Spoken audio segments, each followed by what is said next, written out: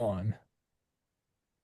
And we are recording on Monday, June 16th, 2025 at 9:06 a.m. Eastern Time with Mr. Michael Yon. You guys can go to the description, find the links to all of his stuff, most notably his Twitter, but just showing you sent me a video of the Iranian ballistic missiles going to heading over to Israel from a plane. You just said that that area is just full of stupidity. And I just finished First Casualty by Toby Harnden, and that was 25 years ago and nothing changes. And then you start to but in the 2000, and it's about the first CIA team in like November 2001.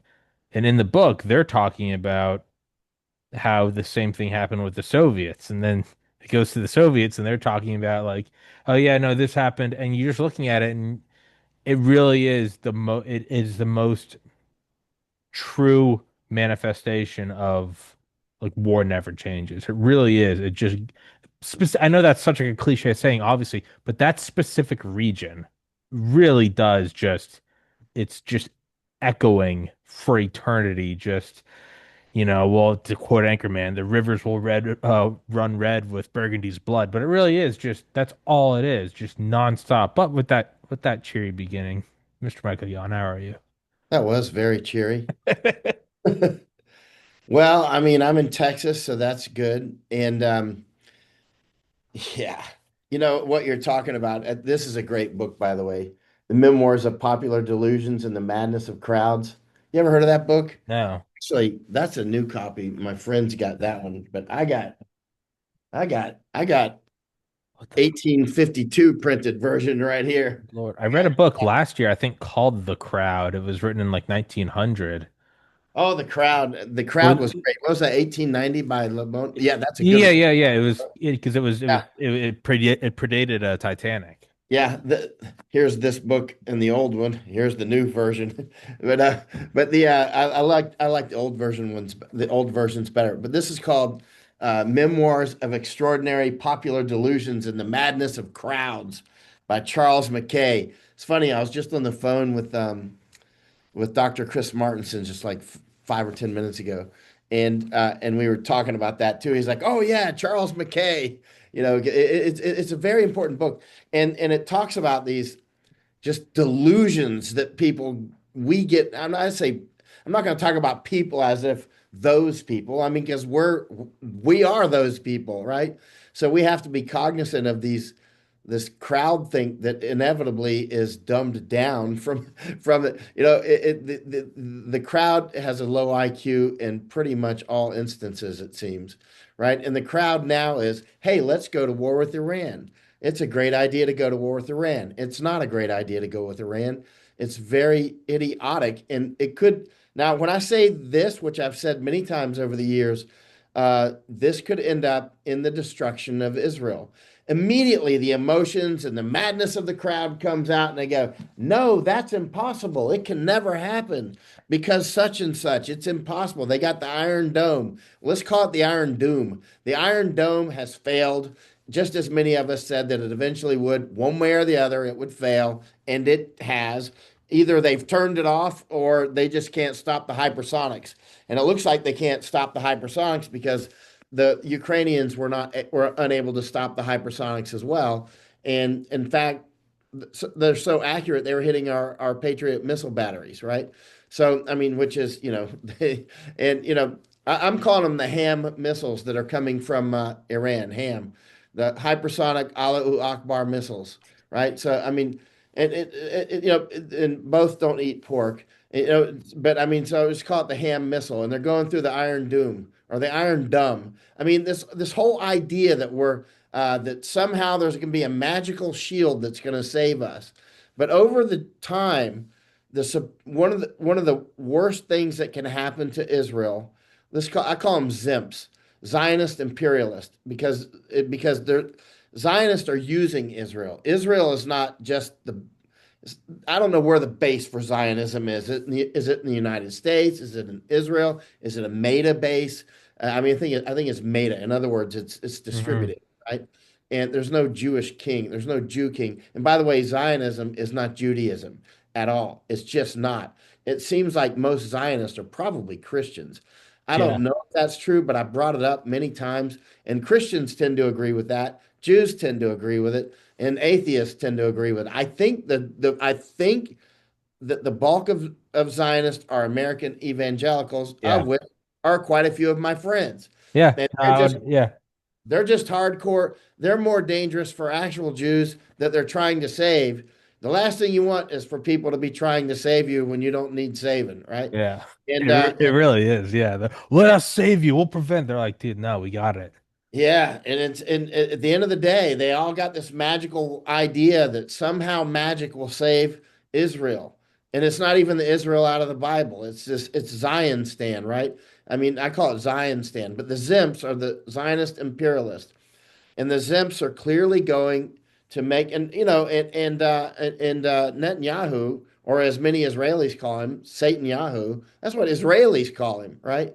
And that he literally was holding up maps of how they want to destroy Iran and Iraq and Syria. Meanwhile, the moment Iran says something in return, like, well, you'll bathe in a sea of fire or whatever, you know how they talk. Yeah. I'm not saying that they said that verbatim, but They that's not probably did.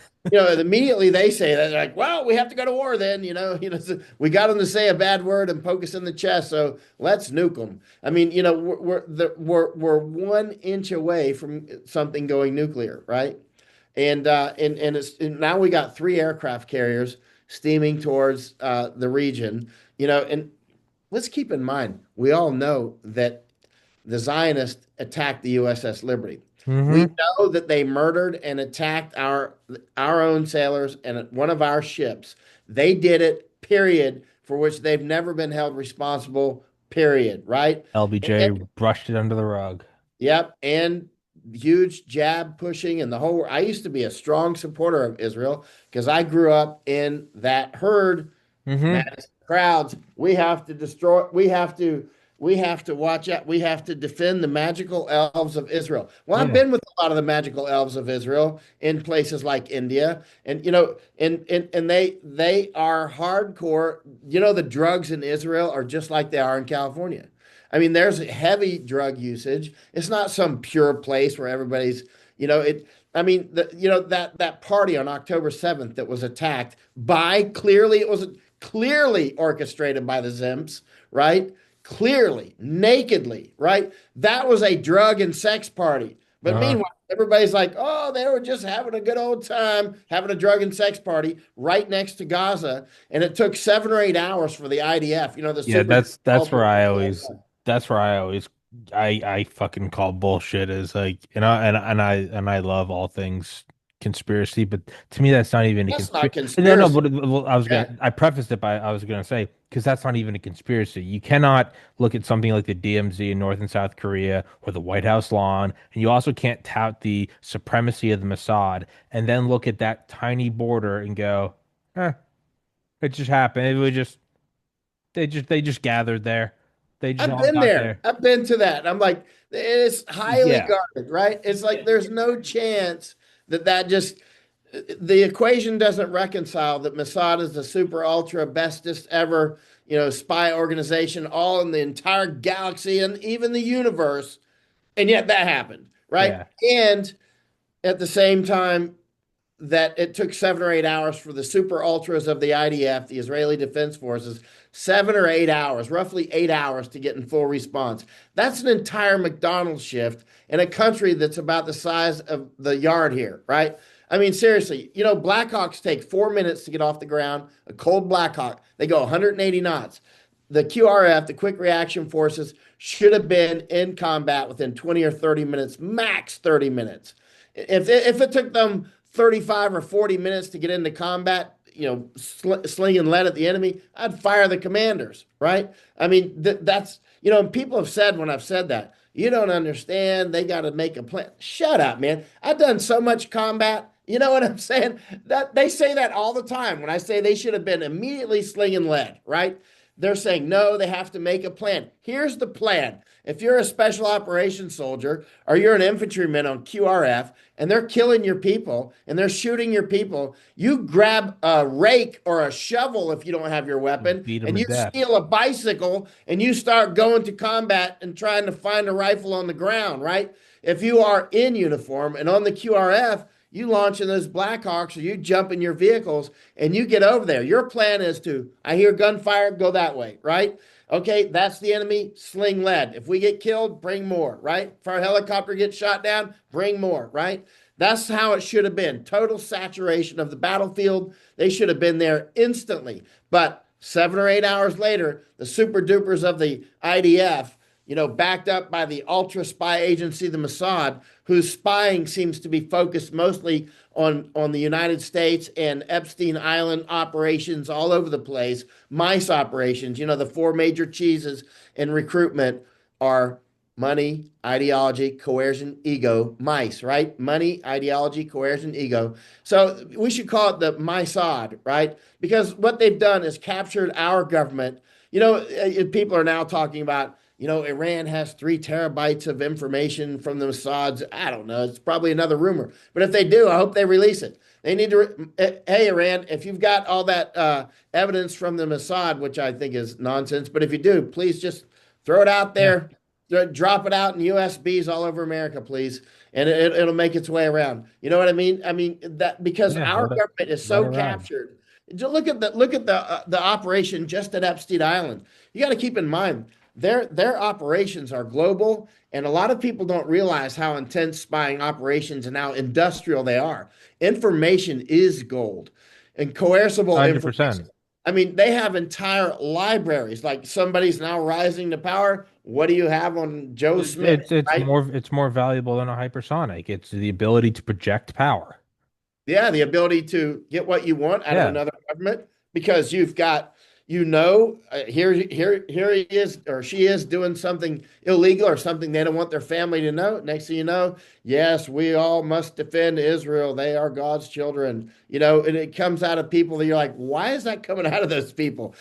What about our border? Yeah. Our border. What about our mass deportations and the drug problems in our country, right?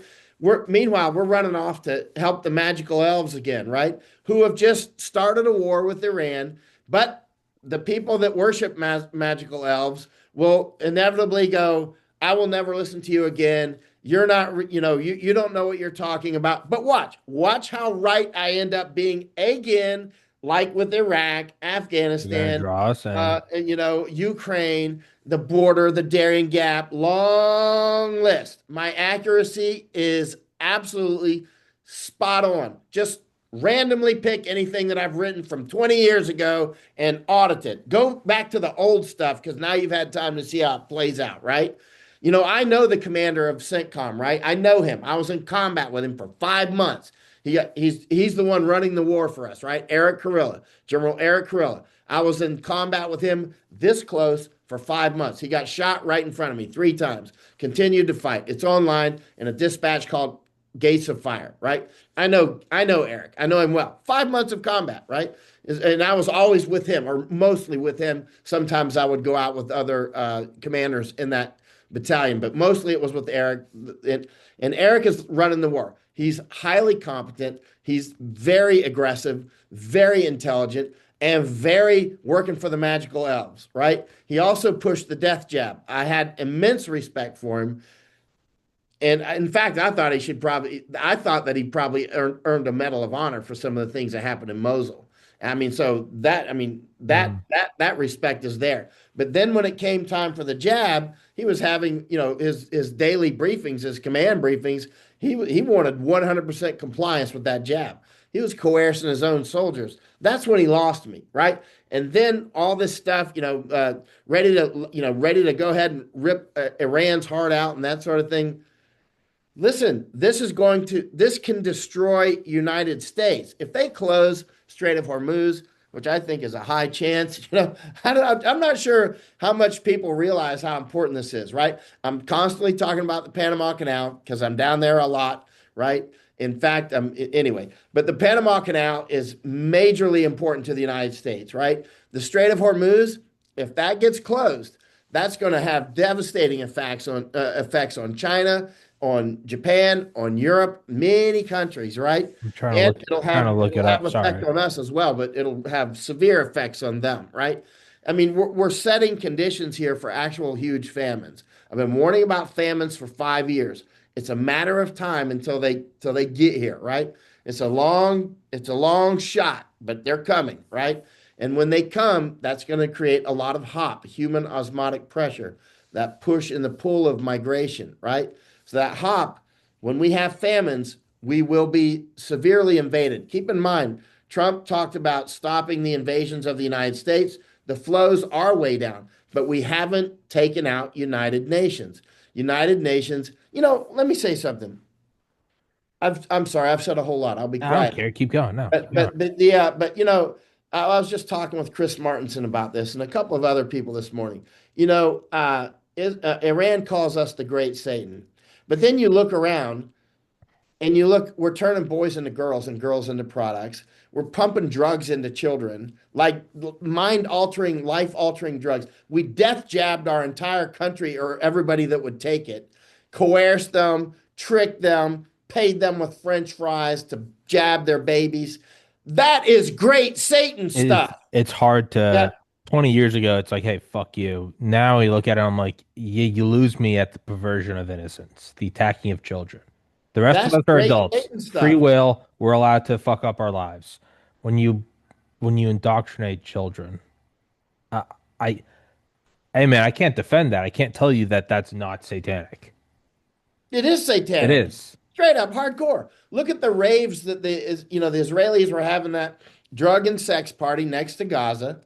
I mean, that's right out of If I Were the Devil from 1965 from Paul Harvey. If I Were the Devil, that is right out of that 1965 famous broadcast that he did. You've heard that before? If I Were the Devil. Oh, you got to hear Oh that. yeah, no, I have. Yes, I Yeah. have. Yeah, if I were the yeah. No, I've heard It's that. straight out of that. It's This is straight. what I would do, and I would attack them, and I'd do this, and I'd do that, and yeah. I get them on drugs, Uh, alcohol, yada, yada, if I was, yada. yeah, no, that's That was straight great Satan stuff right there, right? And meanwhile, as soon as Iran says you guys are the great Satan, we're like, whoa, we can call ourselves the great Satan, but you can't. You know what I mean? But look, I was talking with Masako Ganaha last night in Japan. And we were talking about this. She said, Iran was one of the only ones that stood against the World Health Organization. People like Israel just jumped in line, right? hmm. I mean, let's face reality. Those Persians ain't dumb, right? They're just as smart as the Zimps easily, right? The Zimps are like, the Zionist, imperialist. That's a Zimp, Zionist imperialist, right? A Zimp, and they seem to think that they're bulletproof, and they could literally lose Israel at this point. They could. It might take 5 or 10 years. I don't know the timeline. It could take 5 months. I don't know. But it's clear now that the enemies see that the Zimps are weak in Israel, because I mean the blows are landing unopposed into Israel. I mean, the Ham missiles, the hypersonic Alu Akbar missiles are striking targets, and they are striking with accuracy. Like they took out one of their main research facility in I call it Zion Stan. Israel is just Zion Stan. It's another Stan. in in terms of putting people, against the wall, right? That's always you're gonna get them to act like a caged animal, right? And so if you want surrender, you give them a golden bridge to retreat across. They're getting to a point where it's like the Iron Dome, like that is effective in the same way that you know, the White House perimeter is effective. You have snipers on the roof. Yeah, for the average person, even for average, if I go get 100 guys, we're going to get mowed down. It very quickly starts to lose its efficacy when there's a million people. Nuclear bunkers, those are meant for continuity of government. Those are meant for, continuity of operations. Even Eisenhower said you have to accept that the A team, the current administration, will be vaporized, probably even the B and C team, but luckily we go through the Z team. The Iron Dome and things like that work for what we saw. Again, not in all of my military wisdom. They work for what we saw last year, right? Tons of drones, kind of the same old, same old. And even then was not that was not that impressive. If you push them against the wall, anyone, if it's Israel pushing Iran against the wall, if it's fucking Madagascar declaring war on the Vatican, if you push anyone against the wall, those defenses They don't work that way. They don't work that way. There's a reason why we fucking dropped SDI because we knew it wasn't going to work. If you push them against the wall, they're gonna just drive in there with a nuke. They're gonna get close to it with a nuke. That's all they need. And then I start to think, well, they're not stupid. They know what they're doing, so they want them to act like a caged animal. Do you think that's any part of the calculation that they I think the want? chances of that nukes will fly during this are greater than 50%. So do I. I Yeah. keep waiting. Yeah. I just keep Yeah. waiting to Yeah. see like But keep in flashing. mind that won't save Israel, and that'll put a target on. Keep in mind No one wins. that the Zionists have intentionally conflated Judaism with Zionism so that you're anti-Judaism, you're always anti-Semite, blah, blah, blah. That magic wand is broken, by the way. The moment somebody waves the magic wand, you are anti-Semite. And I'm like, get out of No here. one You're a cares. clown. That stuff used to work. Now the magic wand is snapped in half and thrown in the fireplace. It doesn't work anymore. If you're not being called anti-Zion, anti-Semite at this point, you're just not You're a a serious loser. person. You're just a loser. I mean, that's like being remember when they called us anti-vaxxers and now they're dead? Yeah. Remember that? Oh Remember yeah. all those dead people that were trying? How many are now dead who were saying we're so stupid, we're evil, we're going to kill grandmother, and now they're dead, right? The And so, CEO of so YouTube. and we're still here. I mean, we might not be here tomorrow, but we outlasted those guys, right? Because we saw what was happening and we see what's happening now. And the magic wand of calling us anti-Semite or anti-Jew or whatever, it ain't working. It's going the opposite direction. It's building more people that used to be strong support base, like me.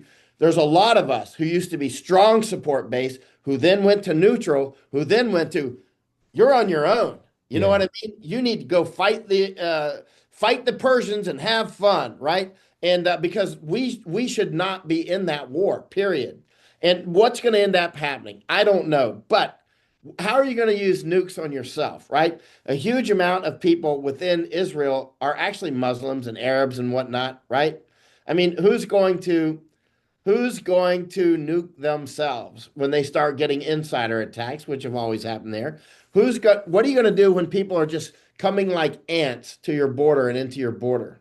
What are you going to do when they penetrate your border and they're coming like ants into your homeland? You can nuke yourself You if you want. can, but I mean, and knowing them, maybe they would, but that would be doing the job. That would be Satan doing his job in fire, right? yeah, it's a unique thing in that something like the United States, it's like with a nuke, you don't need to get close, but luckily we have, oceans, but I get that you can Saddams and all that stuff. Israel's so tiny and so surrounded. Okay, if you get maybe like a 15 kiloton like Hiroshima, that might not do it. But if you get like a megaton, which have existed since the 50s, you don't need you can be within 100 miles of the border and still do insane damage. And I don't see how anyone win. I understand false. I obviously don't defend them, but I understand what it is in theory. If it was a game, I look at it and I go, yeah, I get it. You tag the thing that you wanted to tag, and that's how you sway public opinion.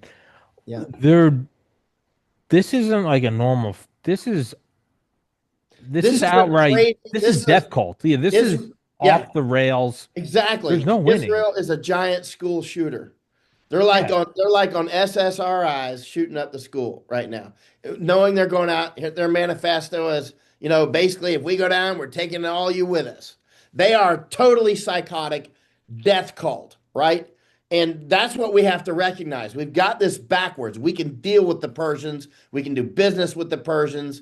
They're sensible people, but meanwhile, the actual people that are turning boys into girls and girls into products, drugged up culture, legalizing cannabis. Oh, people go crazy when I say that, but I'm sorry. I've been to too many places like Colorado and all over California and all these places that legalize cannabis. You're all collapsing. You're all trash at the end of the day when you do that, right? And they'll say, what about alcohol? Yep, that too. That too. Exactly. These are the weapons if I were the devil, right? Paul Harvey, 1965. Listen to it. If I were the devil, he just goes right down the playlist that's unfolding now. And there's so many levels of attack going on here. Another one is If you read this book, well, here's the nice old versions, the ones I like to read. Mine are, it's from 1841. My books were from 1852. They're reprints, but this is one that's more like printed recently. Same book, Madness of Crowds. If you read the part in there about the tulip mania and the Hmm. Mississippi scheme, you read the Mississippi scheme and tulip mania, and you combine those two, and you're like Bitcoin. And I know Tulip Mania. What's the It's like, I what's know Tulip Mania. What's the Mississippi scheme? the Mississippi scheme was there was two schemes that were happening almost simultaneously. They had some overlap in timing. That was like 1720-ish, right? In 1720, the Mississippi scheme, the French were raising a lot of money from their own people to do some development in the Mississippi River area, right? So the Mississippi scheme. So it was actually taking place in France. And actually the guy that was behind it was a guy named John Law. He was a Scottish guy. And so he came over from Scotland and he was a huge fraudster. Long story short, he had the French government printing fiat money to boost up the stock prices and get the French people to put in more money and collapsed. But at the same time, almost exact same time, we're talking 1720, there was also the South Sea bubble, which more people have heard of. So the Mississippi scheme was France doing basically highway robbery of their own people. And then right across the water, England next door to France was doing the South Sea bubble, same thing. Very similar, very similar. But the madness of crowds, the populations just got in it. We can make so much money. But the tulip mania, of course, that was 1634 to 37, I think. So that was in the 1600s. That was in Netherlands, who were supposed to be the most, able business people on earth. They were buying tulips for the price of a house, literally Hmm. the price of a house. It was just a mania that swept through. I got to have my tulips, and there was somebody trying to make black tulips. There's actually a novel about it by what's his name? Anyway, it's a novel called The Black Tulip. Yeah, they were trying to make all these, tulips that were so valuable, and people were making huge money off of it until tulips went back to their intrinsic value, right? It's not like the fiat. Yeah. And it's stuff like that. You see it time and time again with different, yeah, fiats, different anything, any placeholder of value, stocks, whatever, Pokemon cards, Barbies, whatever. The mania is now being applied to this idea of just dial it up and nuke them. Like right when Russia Ukraine started, there were so many people going like, we need a no-fly zone in Ukraine and we need to use tactical nukes, as if we didn't That spend is eight. straight up Well, I know, as if we didn't madness of spend crowd. 80 years and trillions of dollars trying to figure out how to win a nuclear war, and we eventually concluded it can't fucking be done. Like we tried. It wasn't for lack of effort. We tried. And eventually the only conclusion was a net of lasers in space, and it was like, okay, maybe it will just be easier to not fire nukes. You have that same mania coming back though, where people are like, Israel just needs to go. They just need to nuke Tehran and get it over with. And it's like, Yeah, what the fuck yeah. do you think is That will going to be the end happen? of Israel, It'll be and the end of the and, planet. and no Jew will ever be safe anywhere. No human will ever be Nor safe will any anywhere. American. Nor It will any American. because there won't be any Amer this shit is going to dial. I think Eisenhower said, Even if they only used maybe 10 weapons, but it probably would not stop there. no, it Because wouldn't. as soon as somebody's lobbing nukes, it's in your best interest to take them out. Oh, it's a 30-minute window. This isn't some World War Yeah. One where the I mean, gears of war start turning slowly. yeah. This in the course you and I have been talking, it will almost be over. That's It could Eisenhower said literally happen before we're finished with this conversation. 100%. No, Eisenhower said what you have, and this is Eisenhower, who who's no pussy and understood what war was. He said what you have to understand with nuclear war is there's going to be no bracing for it. There's going to be no big draft where we're gonna be courageous men. He was like, this is going to happen in the course of a meeting. In the course of a meeting, and what's going to happen? Are bombs going to go off? No. In the course of a meeting, civilization, I think his quote was, that has been painstakingly built up over thousands of years will be eradicated in a matter of minutes. Yeah. There's no, there No. is nothing that comes from this. It only worked when we used them and no one else had them. That's the only fucking time it worked. You know who Israel really coerces with those weapons? Because they're a mice. they're a mice people. I mean, the Zionists are mice people. Money, ideology, coercion, ego. That's why they have the huge Mossad, which is what does it do? Focuses on like the United States government, Hmm. capturing all of our business people and our government and that sort of thing. I mean, they're evil. They're our enemy. The Zionists are our enemy. But keep in mind, huge amounts of Americans are Zionists who aren't really traitors. That they're just deceived. Just brainwashed. They're just deceived, but they could come out of it. And I mean, they're good people that are brainwashed, madness of crowds, right? But they use those weapons, those nuclear weapons, if they actually have them, which everybody is insistent that they do. But have you seen them? Have you seen the Golden Fort Knox? I don't know if they have them. And you know what I mean? Maybe they do, maybe they don't. I don't know. But they coerce with that as America.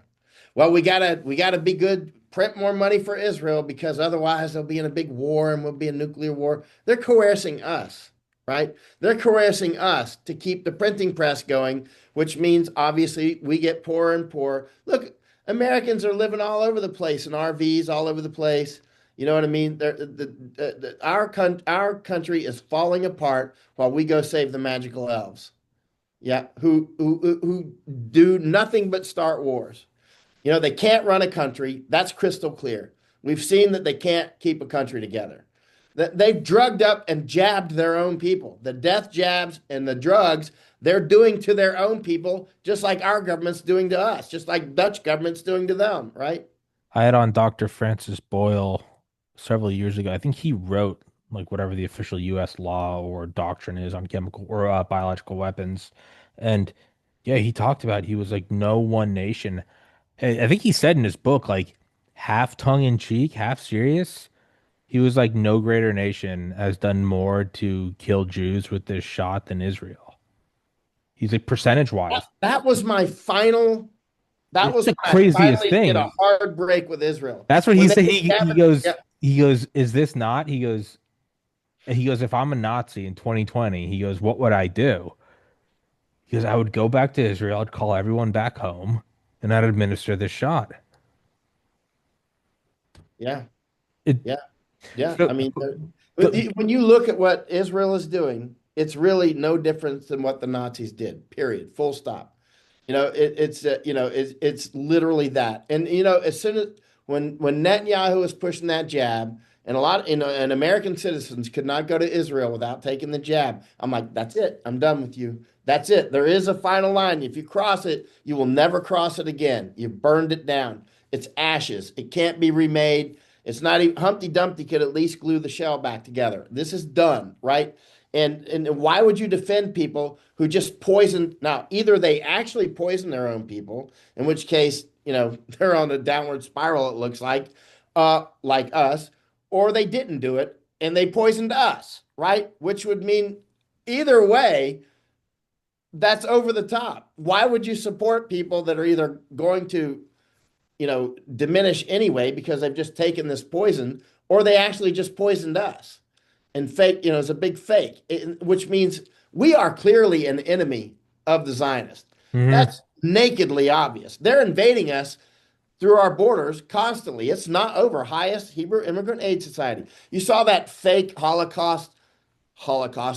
the woman who's a fake Holocaust survivor out in Colorado who was a victim of the burn thing recently. That guy, the guy that burned her, came through the Darien Gap. Anyway, it was a Oh, is that little the guy that stood up and thing. started bitching Notice about the there was a photo immigration? of her. She's allegedly a Holocaust survivor, which she's not old enough for that anyway, and she didn't. When you look at the bio, she wasn't. So she was one of those fake people. And at the end of the day, so when she got attacked, she's whining about the anti-Jew or whatever. I'm like, you're wearing a highest tag. You're wearing a highest pin in your photo, right?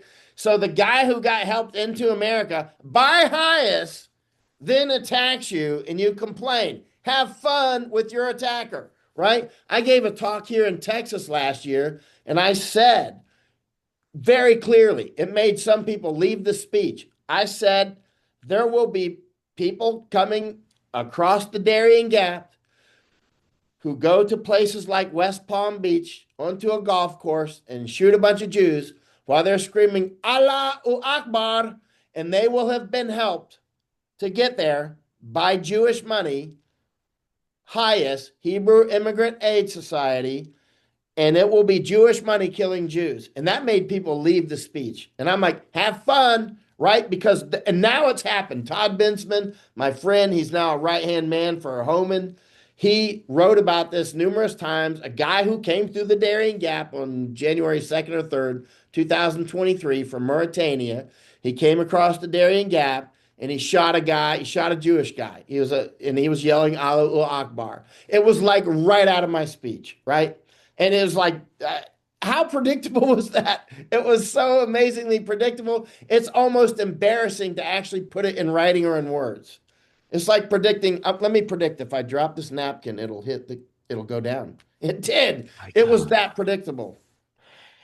And when you look at things that are that predictable and that absurd, you then have to start entertaining the idea that there is genuine delusion going on, that this isn't, playing dumb. This is legitimate delusion. And it's For the now be masses, I think it's delusion. But yeah. for the upper scale, it's Oh, hard they to know what they're tell. doing. No, no, they're It's brilliant. hard to tell if No, no, they're they're very intelligent. They know yeah, exactly what they're doing. they're intelligent, but I'm not sure if they're delusional as well. They could be, but they're the ones who are running the masses. They're clearly, but they're also doing things. They're a parasitoid. A parasite is a parasite that doesn't kill the host. Hmm. A parasitoid kills the host. That's They're what I, parasitoids. that's what I think. Because I used to think, I'm with you. I used to always think like, yeah, no, the lower people and even the people Oh, administering it. you said parasite. Oh my God. I look at some of Okay, it, but and you're a parasite. I've Okay. always known like the lowers like get the delusional, and then even like lower management are probably delusional Kool-Aid drinking too.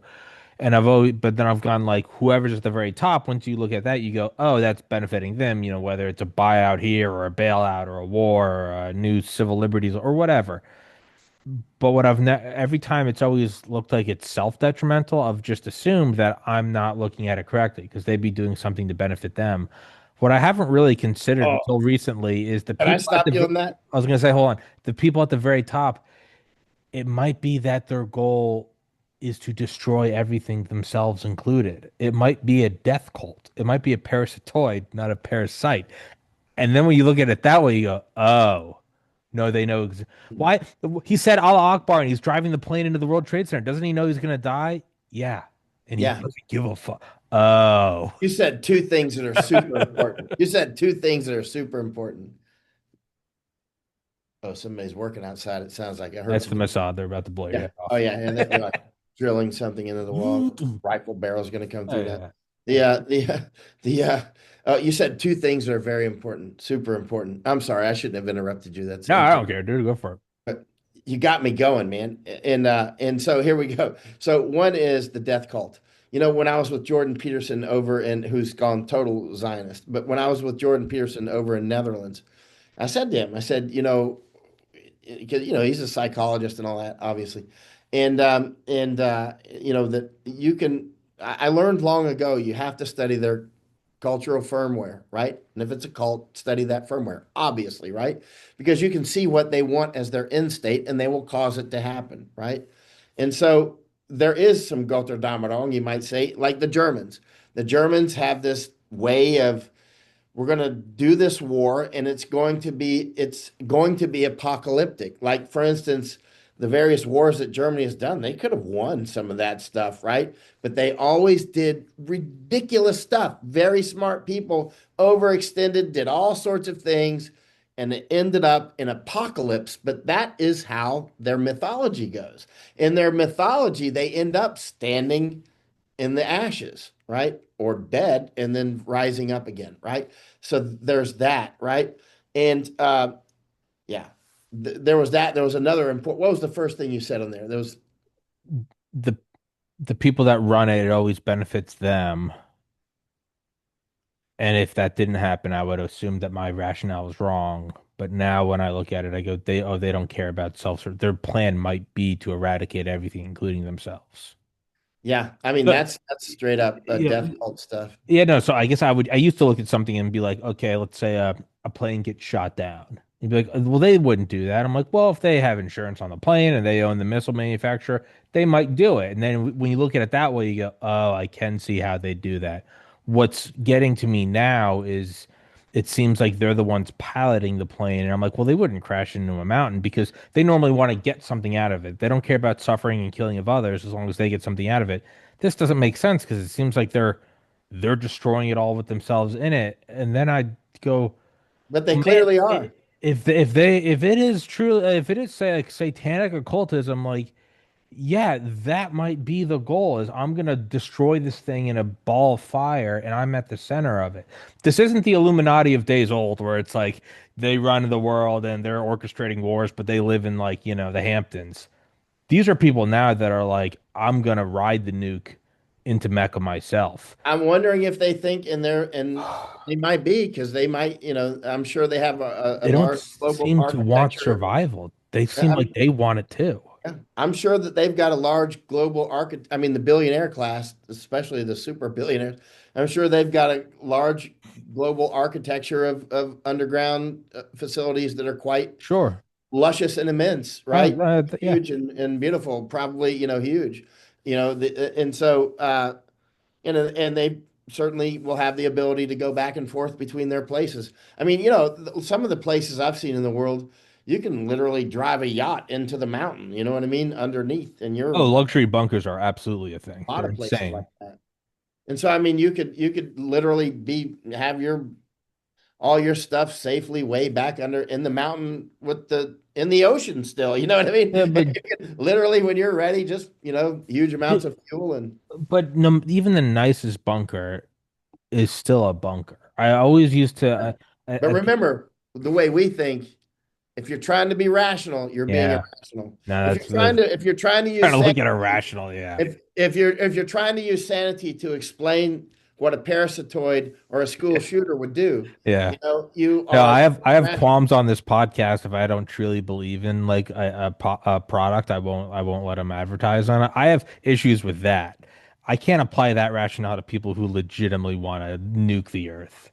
I'm like, yeah, we're Yeah, not because on that's the just not in our firmware. You know Yeah, what I mean? I'm like, but it's not honest. Like they don't give a fuck. Exactly, They look exactly. at me and they probably appreciate that I have that mindset because it's weakness to them, and it probably is. But I don't. It's and not so it's not to completely like black pill everyone though. When I look at how dark all of this is, in a weird way, it's actually kind of hope inducing to me because when I look at things that are so evil, and I go, there is no other. It's not even money anymore. You go, this is just evil to me, the opposites imply one another. It's sunny and bright right now. That implies that there's a night, and that's when I sleep. We're doing a show right now. That implies there are times when I'm not doing a show. My glasses are up here, which implies that they can be down here.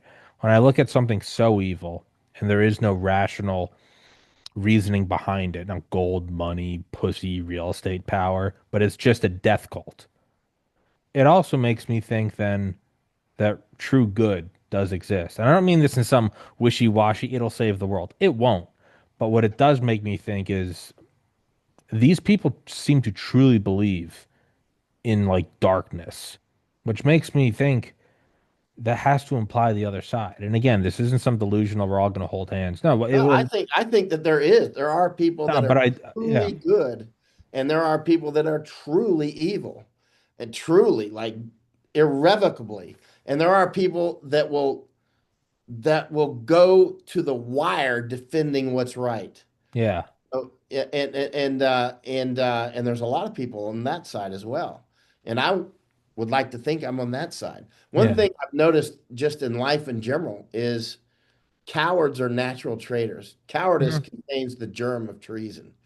So if you've got somebody who's both a coward and arrogant, that's a recipe for disaster. That's Dr. Smith on Lost in Space. You know what I mean? That's if you know what I'm talking about.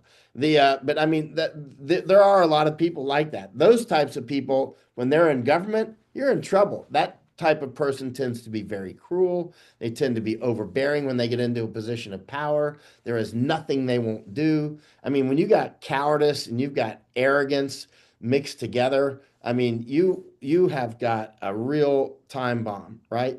And there is some distribution of people that are just like, it seems like that's their organic self.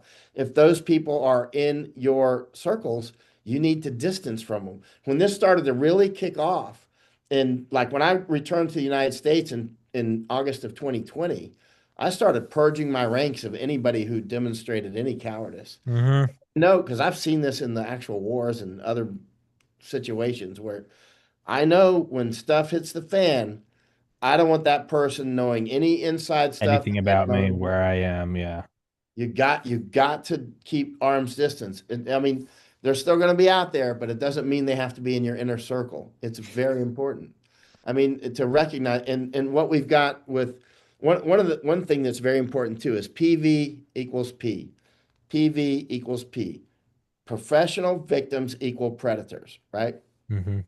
And we see the Zionists are professional victims. At the personal, everybody watching this knows that any professional victim that they've seen is all, I'm always a victim. I'm a victim. You're the bad guy. That is a predator. Straight up. That's predatory firmware right there, right? And there's entire cultures that do that. It scales up, right? It scales up and it scales down. So when you see somebody that's always the victim, you got to get distance from them, Yeah. right? And don't support them in any way whatsoever. If you don't support them, you take green out of their leaves, right? And that's important, right? It's very important. Yeah, no, because I mean, in terms of survival, it makes sense. If you can't be the biggest, baddest, yeah, then whimper and try to get what you can and try to acquire resources through minimal effort and then backstab anyone around you. But so how does something like this get, and it might not, there might not be an answer. How does something like this get, so if you're like, you're looking at this and you're in, whatever, in the intelligence community, and not the evil ones. I'm sure that there, like I said, there are good people. How do you remedy this? Like, how do you release the pressure on this? How do you, if you, I'm not even saying it's like the most likely outcome, but for the outcome where it does, like if you go up to bat, it's very unlikely you're going to hit a home run every time. But you can imagine what it would look like if you did hit a home run. What does survival look like at the geopolitical level right now? Is it the U.S. going in and just shooting down Iranian and Israeli rockets and just saying fucking calm down? The Is it U.S. doesn't have the ability I to do it. know, We I don't know. even have the ability. I'm asking. Like, We don't have a magic wand. I Remember, know. remember how Iraq and Afghanistan and Vietnam and Korea played out, right? It did not play out well, and now we're going up against an enemy. They're not, I don't even, why is Iran my enemy? I have never met an Iranian that I want to put a bullet in. I have just not met one that I even want to run off the road. I've never met one that I want to shoot a bird at. You know what I mean? I don't, the Iranians that I meet, I tend to like them actually, weirdly. So, I mean, but I'm supposed to, they are my assigned enemies, right? So I'm Right. supposed to wake up in the morning and hope that the people who push death jabs and help invade the United States and bleed us and spy on us and run Epstein Island. So I'm supposed to think that's my buddy because if I don't call them my buddy, they'll say you're an anti Semite and they'll use terrorism on me because you'll get debanked. That's terrorism. That's straight up terrorism, right? You'll get debanked. You'll get this. You'll get that. You could go to prison for saying something bad. That is actual terrorism, right? And so the actual terrorists are trying to terrorize us that we have to support them. That is the ultimate professional victim. That's got, when you look at all the array of things that go into a personality, that's the depths of mud, right? I mean, there's like, where's the gold flakes in this, right? I mean, if you're trying to say that I have to support you, I have to give you both kidneys, or I'm an anti Semite, you know what? You can get busy going to hell, right?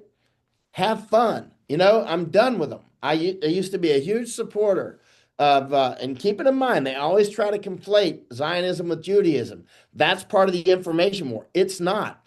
It appears that I think the majority of Zionists seem to be Christian evangelicals, Hmm. uh, who, no matter what Israel does, they're God's chosen people at the rave party doing drugs and having sex out in the field in front of everybody with a whole group of people doing drugs and they get killed, but they're God's children. Nah, they're not. They're not. No, It's no all one is. fake. It's like No one should get a carte blanche backing in anything.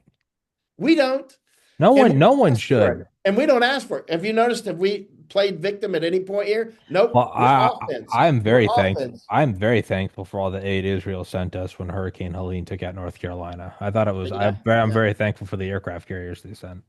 Yeah. Or just anything, right? Yeah, Just a a letter of band, condolence, right? You know, such a a, bottle of water. yeah. Yeah. I mean, it's a parasitoid and it's killing us.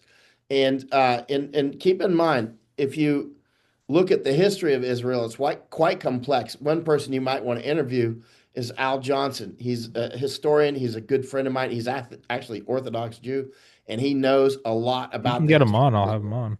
Yeah, he knows a lot. In fact, I asked him to brief our Centurion team here the other day, and he did on the history of Israel. And actually, a lot of the people who hate the Zionists in Israel the most are actually Orthodox Jews.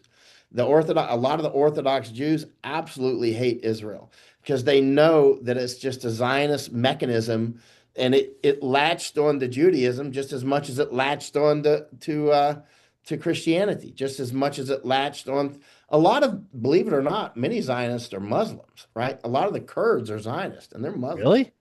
Yep. I learned that 20 years ago when I was out with them. And yeah, I was out with Kurds quite a lot in Iraq, in a Kurdish area and in Mosul as well. And the Kurds were wildly pro Israel and actually Zionist, right? So that's what I've been telling like the Kurds who were taken in this place in Japan called Kawaguchi. They're actually, I mean, I know it's subtle. Most people won't see it, but I watch the anthropological aspects of these things a lot. That's actually a front wave of Zionism, right? But it's in the guise of Kurds. And I get along with Kurds great. I've always enjoyed my time out with Kurds, but I'm under no illusions that where I first saw this was I was in Iraq and I was about to go out with Kurds up in the Kurdish area, but I was in Mosul. I started studying up on Kurds more, and I saw online that they were conversing with Israelis in English as a lingua franca. They were talking in English online with each other. And the Israelis were telling a lot of Kurds live in like Tennessee, like around Nashville and over in California and whatnot. And they were showing the Israelis were showing the Kurds how to take over centers of power in America. They're like, here in Nashville, you need to get to know this guy, and this guy, and this woman here. And they're giving them names like, you need to know this person. You need to reach out to them. You need to know this lawyer. You need to know that. That's the person that runs this office.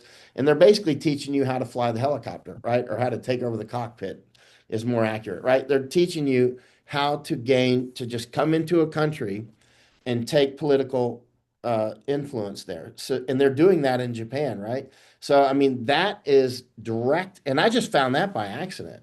So I was up with the Kurds a lot, and I would ask them, what do you think of Israel? And they're like, oh, number one, oh, America's number one, Israel number one in America. That they did that sort of thing many times. And then I was out with some of the really top Zionists over in Washington D.C.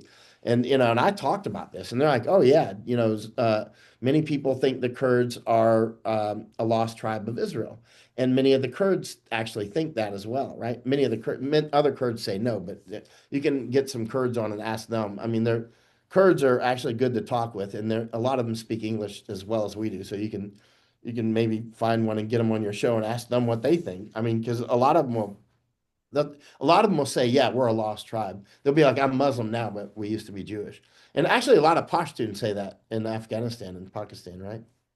Do you They'll think say the that same. do you think that whatever we're going through right now is just necessary for to be it psychologically, geopolitically, militarily, whatever we're going through right now is the end stage of just decades of horse shit and lies and victimizing that whatever we're going through right now is just some uncomfortable growing pain and it might nuke the planet, it might not, but either way we're kind of at this impasse where it's like we have to go through the door and there might be a bomb, there might not be.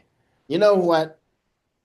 I mean, this goes through my mind pretty often, and people have thought these thoughts since before our grandparents were born.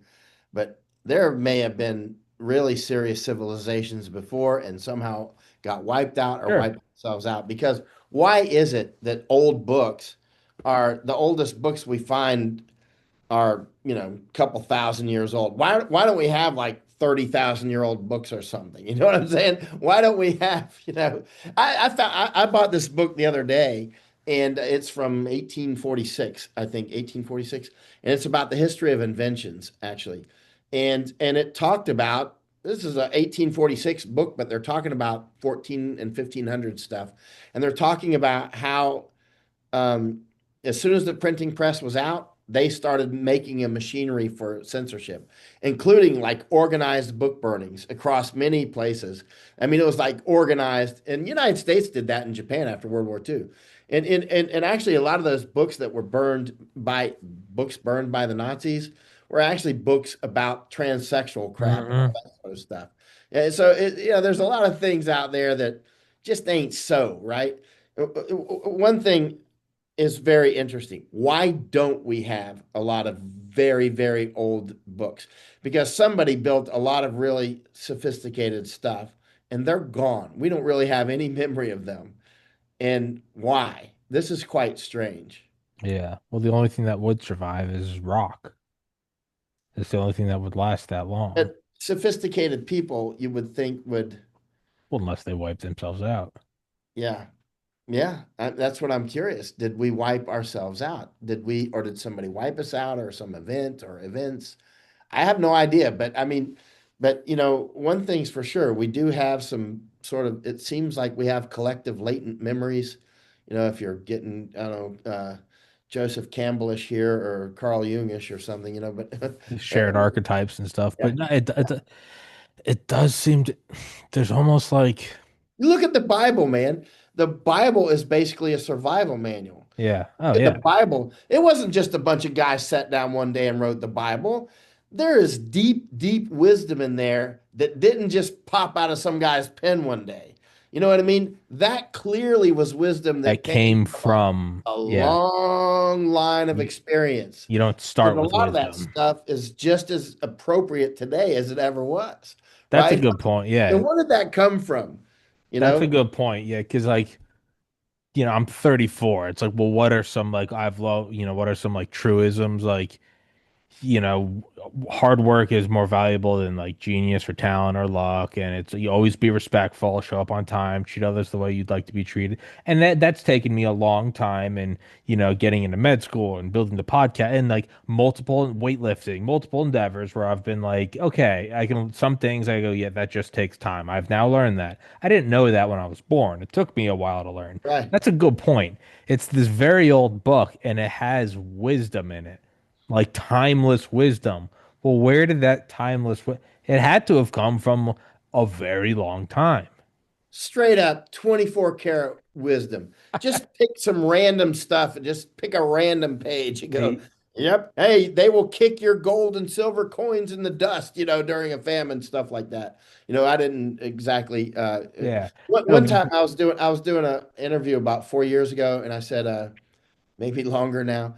And I said, and I kept saying pandemic, famine, war, pandemic, famine, war, they go together, right? Because I read just tons of old books, right? And I kept noticing pandemic and famine and war always go together. So I was doing this interview, and there was a lady called in, and she goes, I've been reading your work, thank you. And she was very polite, and she said, you talk about pandemic, famine, and war going together as if you made that up. And I said, I did. And she goes, no, it's in the Bible. I was like, yikes. If you're gonna if you're gonna plagiarize, go big. So I looked it up and it is in the Bible. It's straight up in the Bible. early The bird four gets the horsemen, worm, Michael Yon. which is probably where I got it from, was the Bible, but forgot where I got it from. Source amnesia. But I mean, it's straight up pandemic, famine, and war definitely ride together. Four horsemen, right? Yeah. And so and there are three of the four horsemen.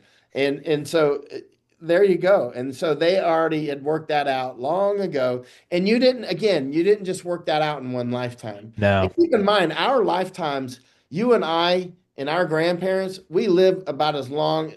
Yeah, we're like little Little bugs that were born and we'll be gone soon, right? And so the only way you're gonna be able to distill what knowledge that we might be able to assimilate or create is to write it down and somehow save it for somebody else to read. Like this old book, but it's very interesting. I read in some old book recently that the old families last not 3 oaks.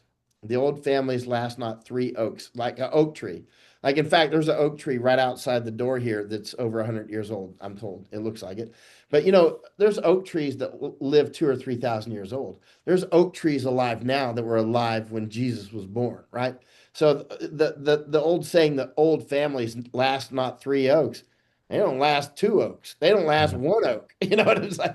You know, Yeah. they somehow eventually things die, and that includes structures, right? That includes organizational structures. Eventually, seem to have an expiration date. I don't know what causes it. People have thought about it for years. One thing, if the people that are running this show are really as ultra wise as they would like to make out, they must be if they found any secret of immortality, they've certainly not shared it. And Hillary Clinton hasn't found it. And of course, on that level, that they're the lower level people, like the Clintons and the Trumps, who think that they're maybe think that they're the top dogs. But the ultra wealthy people, they look at the nouveau billionaires as like Oh, trailer. trash. Yeah. Yeah, and Yeah. yeah, Yeah, I mean, as the comedian Tim Dillon said, he's like, they all want war, they make money on war, but he's like, they don't want nuclear war because they all like yachts and penthouses and yeah. that's Remember, you only need a few. yeah, Only need a few school shooters to, yeah, to fuck pick it up the all work. up. So it's No, not, again, and in war, most of people in every war, most people never fight. true. But there's only some small percentage actually fight. And in there, if some group, if just a few people want to lob nukes, they're going to lob them, right?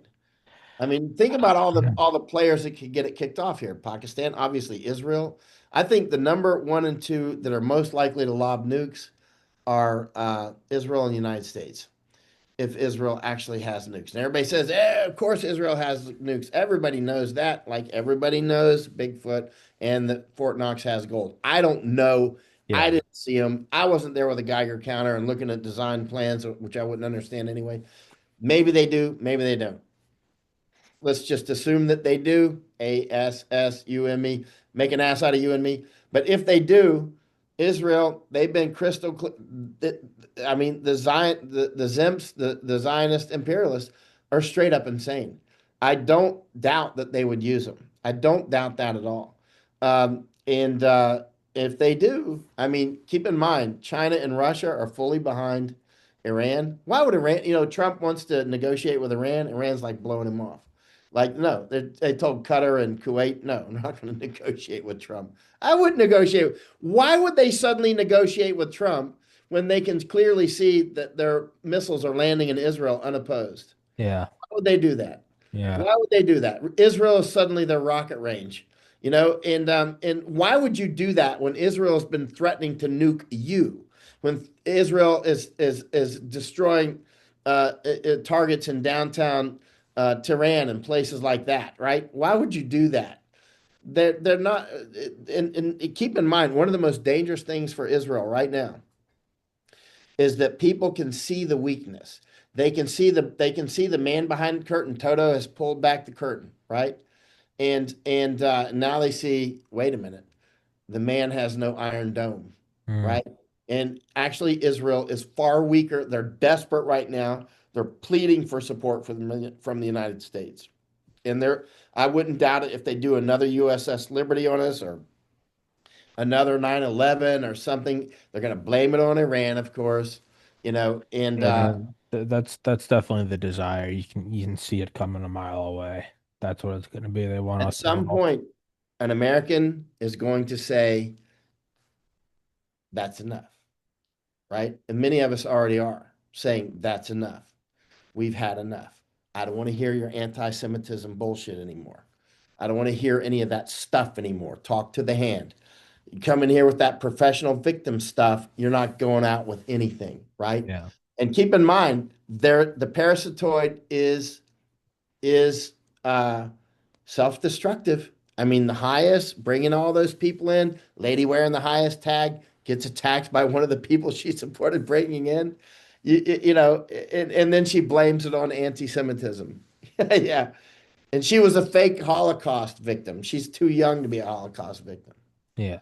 No, it's yeah, the perpetual victim thing, and I guess we'll kind of wrap it up with, but I think about what is that? Wrap it up with PV equals P.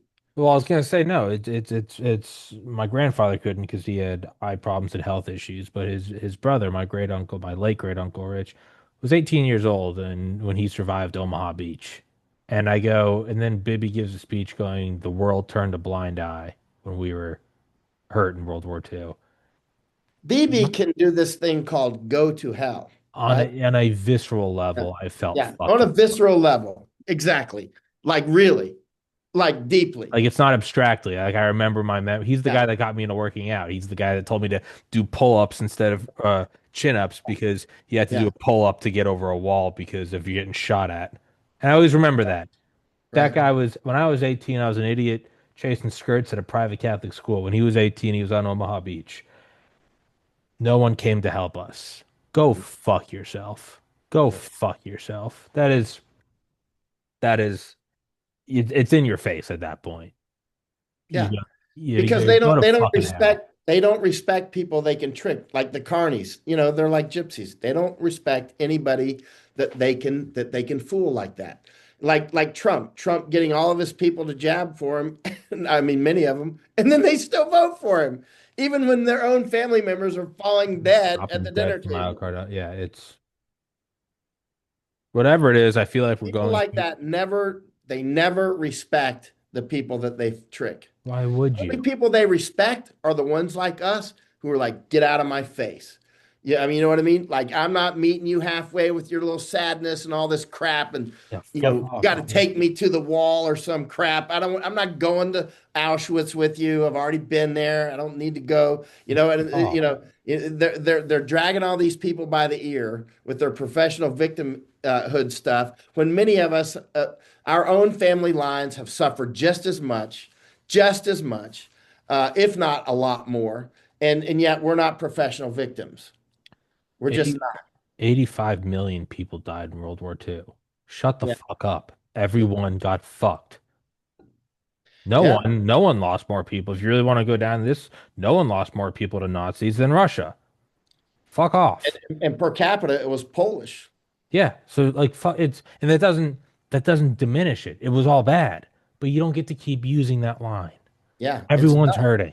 It's Shut worn the out. fuck. You Yeah. know what a defensive hand grenade is? There's different types of hand grenades. I'll be No. quiet after this. There's offensive hand grenades. There's been thousands of types of hand grenades made over the years in different armies and stuff. And an offensive hand grenade is less powerful, like a M26. It's like a pound, right? So it's powerful, but it's not that powerful that you can throw it and not get blown up, right? I mean, the but a defensive hand grenade is one that's so big that you have to throw it from a bunker or a trench or Right. something behind cover. You have to be behind a wall or something, right? That's a defensive hand grenade. It's a big hand grenade. Yeah. Like you can't throw it out of the kill radius, right? And so to me, this is the example I've used for some years now. Calling and throwing the anti-Semite card or the racism card or the anti-Jew card when it clearly was not in order is like tossing a defensive grenade and standing up. Mm. Like it's the guy going, "You're an anti-Semite because you said something they didn't like," and they're just standing up, getting their own blast at that point. Shrapnel sphere. They're getting their own shrapnel because as soon as they say it, I don't take them seriously anymore, and I look at them as a predator because they clearly are a predator. As soon as they say that, they might as well write predator on their Yeah. forehead. Yeah. And once you start to see them for what they are, predators, it changes the whole calculus and the whole dynamic, and you've just taken their power away. They just gave you their power. And you're like, I'll take that now, and that's no longer usable, right? You're anti-Semite, got it, done. Magic wand is broken. And when more people do this, it'll stop. There's no, the power, the magic wand will be broken. and then we'll be free. We'll be free of that spell, that madness of that crowd that has been created through an architecture of brainwashing that is very sophisticated. It's like a cathedral of brainwashing. But as soon as you break out of it and you get out of that cathedral and you're in the sunlight, it's over and their whole system collapses. Allegory of the cave. Yeah. Walk out of the cave. And That's it's, right. and yeah. And like anything, it always seems scary, and then you do it, and then you realize that you should have done it a long time ago. Yeah, So you're like, we can never do that. We can never do this. And you're like, wait a minute, I just did it. yeah, no, yeah, no, it's the first time you do anything. I stopped drinking like a year and a half ago, and I was always like, but that's what I do on Fridays. I'm Irish, and I'm like a year and a half into it, I'm like, yeah, no, I probably should have done this years ago. I feel great. Like, Yeah. it's just like Like, yeah, nothing. yeah. Yeah, You're like, yeah. why would I ever? Well, I Why mean, did I when I was fucking younger in the army and stuff, I'd drink, and later, sure? on, like, why am I'm wasting I look time. at it now, I'm like, why in God's I'm name not would I? getting the sleep I need to get. You know what No, I mean? and I'm broken for like 3 days after it. I'm like, why would I do this? Yeah, Like, it's ridiculous. It's stupid. yeah, And you listen to the music that we play in the United States. I've been telling people like stop. Listen, people so often come up to me. They're like, "Why don't you have PTSD or whatever? You know, why are you happy despite all these things?" I'm like, I think it's because I don't drink, I don't smoke, I don't do any drugs. I do drink coffee. caffeine. And I should probably stop. Nah. But the in the morning anyway, I drink it. I don't drink it in the afternoon. But the thing is I don't listen to sad music. I don't listen to any of that crazy ass crap music because numerous times people have been telling me they act sad, and I'm like, can I see your music list? I'm like, get rid of this crap. Get rid of this sad song. Say so much. Dawn, right? Look, get rid of all that music. The reason you're sad is because you're listening to You're Poison, right? feeding it. You're listening to Poison or in country music. Country music is like, I got drunk and my dog left me and my wife was with my Yeah. best Well, friend. stop You know what I fucking mean? drinking then, It stopped drinking. And also the music is all about and stop basking in it. yeah, the music is all about I'm drunk again and my dog ran off and my wife is with my best friend and it's all this crap, right? And rap music is like, let's go kill the cops, you know what I mean? It's like you can't make up this stuff. And who comes up with all this music? Hmm. So I mean, yeah. I mean, so the control of the media is absolutely severe. I mean, if you're going to destroy a country, if I were the devil, Paul Fire the Harvey, devil. Yeah. 1965, you're going to get them on all that alcohol and drugs and all that, get them on the peels and listening to that crappy music. And the next thing you know, remember, everybody watching this has had at least one severe alcoholic or drug addict or gambling fiend or whatever in their family. Everybody. Mhm. I don't think I have ever met an exception to that. And if you have 10 people under your roof, but one of them is a drug addict, that's like catching a hellfire missile through your window, right? Yeah. And so the enemies that are destroying us, Far they're more doing it with dangerous. those pharmacological warfare and the music and all this crap and these, the movies about, man, let's go steal cars, Grand Theft Auto and these video games and all that crap. Which comes back to, honestly, it kind of comes back to the Bible, and it comes back to, so what wisdom, if we're saying everything that's wrong, it's really not that hard to figure everything out. Go to bed early, get good sleep, go to the gym, go outside, get some sunshine on you. Don't drink, don't smoke, read. I enjoy reading. I just started a book about I think Grover Cleveland. I've never known anything about him. I just started it. Why? Because so now I can know something about Grover. That's the most obscure president ever. Yeah. And that's because of it, I don't know shit about him. So I saw the book Tell and I me went, something I didn't know about him. anything How about far are him. you into the book? I literally opening credits. I mean, like 30 seconds. No, but my Which point is that, hold on, my point is this though. Yeah, I got it. It's not that hard to avoid all this shit. No, it's It's not. really, It's easy. it's not some hyper complex schematic. Early to bed, early to rise makes you healthy, wealthy, and wise. It's pretty What my fucking dad used to simple. say. Yeah, Yeah. it's pretty fucking simple, dude. You don't, that's the good thing. It's like the remedy is very simple. All right, what were you gonna say about Grover? Oh, I was asking you, which president was he? I have no idea. 20 something? I That's don't know. why I looked at it because I don't even know what president he was. I don't even know where he was president. So I want to learn about it. Yeah. Do that instead of drinking. You Yeah. know, it's that's what I would say. Is He's do like learn about Ford, Grover Cleveland. President Ford. Nobody's like Ford. I don't know shit about well, Car. he's the only one. Yeah, yeah. That's my point though. Is like, yeah, it's not it's pretty simple and it's right there. It's very simple. It's not brain surgery. You can it might take you a little bit, but you can right the ship and you'll be objectively happier. I can say that you will be objectively happier. So What did Edward R. Murrow say? Well, he said many clever and wise things, but one of them was like, the obscure we eventually see, but the obvious may take a little longer. Something yeah, yeah.